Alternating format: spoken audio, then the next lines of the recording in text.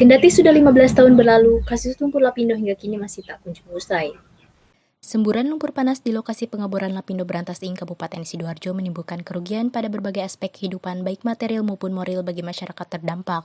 Seorang warga perwakilan masyarakat terdampak memberikan kisahnya untuk GLI TV. Saya seorang petani dan kejadian lapindo benar-benar sudah menghilangkan mata pencaharian kami.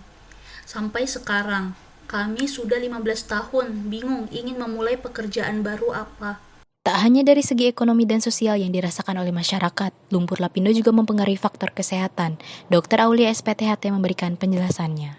Masyarakat yang masih tinggal di area sekitar kolam penampungan lumpur lapindo itu menjadi rentan terhadap penyakit infeksi saluran pernapasan atas atau yang biasa kita sebut ISPA. Kenapa demikian? Ya karena para warga ini setiap harinya selalu menghirup udara yang tidak sehat sehingga menyebabkan pusing dan mual-mual. Lalu apa saja langkah yang telah dilakukan pemerintah lokal dan pemerintah kabupaten? Sejak awal kejadian semburan lumpur lapindo, kami mengkondisikan masyarakat ke area yang tidak tercium baunya. Kami juga pantau terus kelanjutan penanganannya dengan terus berkoordinasi dengan pihak kabupaten agar masyarakat bisa dibantu. Tapi sampai sekarang masih belum ada tindak lanjutnya seperti apa penanganannya.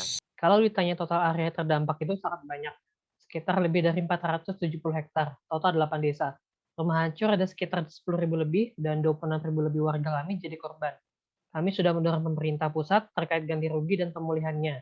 Sejauh ini sih belum ada penanganan serius dari pusat terkait ganti ruginya.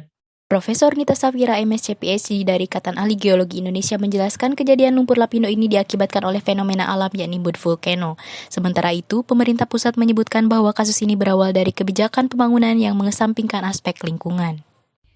Kasus semburan lumpur di sini menurut saya termasuk salah satu bencana alam geologi karena berdasarkan data sejarah di situ termasuk kawasan mud volcano. Nah, kawasan mud volcano ini ada ekstrusi cairan di bawah tanah seperti hidrokarbon dan gas metana yang menyebabkan cairan itu terdorong keluar melalui celah-celah batuan. Pemerintah pada dasarnya telah menindaklanjuti dari kejadian lumpur lapindo dengan dibuatnya regulasi Undang-Undang Nomor 24 Tahun 2007 tentang penanggulangan bencana. Dalam hal ini, domain penanggulangan bencana bukan lagi mutlak kepada pemerintah pusat, melainkan terdesentralisasi ke daerah melalui otonomi daerah, baik secara anggaran maupun kebijakan. Tim investigasi GLI TV mencoba menghubungi akademisi sosial, aktivis perempuan, dan aktivis lingkungan terkait kasus lapindo bagi masyarakat, dan inilah pendapat mereka. Secara distribusi ekonomi politik, tentu persoalan siapa yang bertanggung jawab ya pihak perusahaan bersama dengan pemerintah setempat. Kami melihat lapindo adalah bencana ekologis dan juga kejahatan lingkungan, di mana menimbulkan dampak yang sangat besar bukan hanya terhadap lingkungan, tetapi juga terhadap ekonomi dan sosial. Ini harus segera diselesaikan secara serius, dan harusnya ini sudah ada sanksi yang ditetapkan oleh pemerintah, baik itu berupa pencabutan izin lingkungan dan juga penegakan hukumnya terhadap usaha yang menyebabkan kerusakan lingkungan serta hilangnya nyawa. Bersama dengan ibu-ibu yang terdampak di daerah Sidoarjo, kami selalu menyuarakan ganti rugi di tingkat kabupaten maupun pusat karena menimbulkan dampak yang signifikan pada seluruh aspek kehidupan, baik ekonomi, sosial, lingkungan, dan kesehatan. Kami juga mengupayakan kelayakan kehidupan dan hak-hak masyarakat untuk saat ini dan masa mendatang.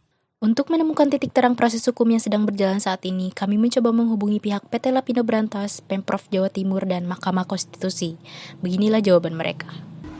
Ya, sebelumnya kami juga telah menyepakati untuk pembayaran ganti rugi sebesar 3,8 triliun dan juga pemerintah pusat sudah menagih kepada kami pembayaran ganti ruginya sebesar 1,7 triliun. Jadi kami akan terus berupaya untuk membayarkan ganti rugi itu semuanya, dan juga kami juga siap untuk mematuhi Undang-Undang Perlindungan dan Pengelolaan Lingkungan Hidup. Kami telah mengajukan usulan peleburan ketiga desa yang wilayahnya paling terdampak semburan lapindo kepada pemerintah pusat. Ditargetkan pada tahun 2021 harus sudah tuntas sehingga statusnya tidak mengambang. Ya, kami sudah mengabulkan gugatan yang dimohonkan kepada MK. Dan memang ganti rugi itu tinggal segera dilakukan oleh pemerintah dan perusahaan saja. Kasus lumpur lapindo hingga kini masih ditangani oleh PPLS yang menginduk ke Kementerian PUPR. Upaya yang dapat dilakukan untuk menghentikan semburan lumpur panas ini adalah dengan relief well. Namun Indonesia saat ini masih kekurangan dana untuk menggunakan metode ini. Lalu apakah memang semburan lumpur lapindo ini bisa dihentikan, dan jikalau bisa maka kapan hal tersebut dapat direalisasikan? Itulah yang menjadi pertanyaan besar bagi masyarakat Kabupaten Sidoarjo saat ini. Demikian GLI TV melaporkan untuk Anda.